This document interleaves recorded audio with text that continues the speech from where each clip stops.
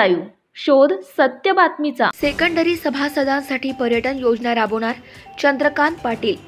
Secondary school employees credit cooperative society limited Mumbai या पतसंस्थेचा नारायणगाव शाखेचा सभासद पाल्य गुणगौरव नारायणगाव येथे शनिवार दिनांक 6 जानेवारी रोजी संपन्न झाला।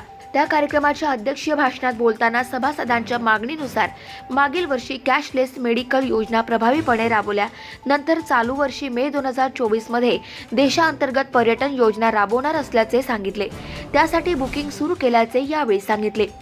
विद्यार्थ्यांना मार्गदर्शन करताना पाटील यांनी मोबाईलमुळे ओठावरचे बोलणे आता बोटांवर आले आणि आपल्यातील संवाद कमी झाला।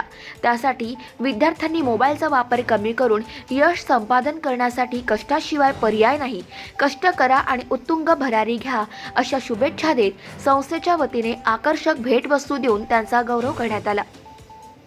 नारायणगाव शाखेचे पालक संचालक तुकाराम बेनके यांनी सर्वांचे स्वागत केले।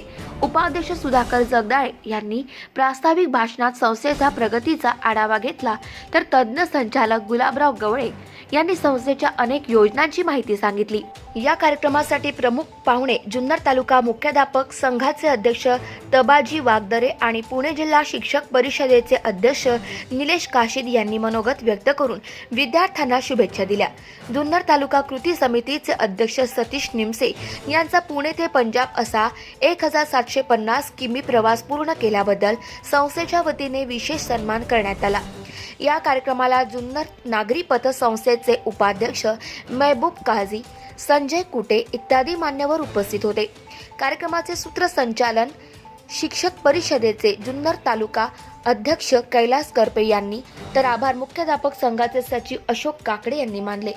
महाराष्ट्रातील लेटेस्ट बातम्या पाहण्यासाठी महाराष्ट्र न्यूज चॅनलला यूट्यूबवर सबस्क्राईब करा आणि बेल आयकॉन प्रेस करा।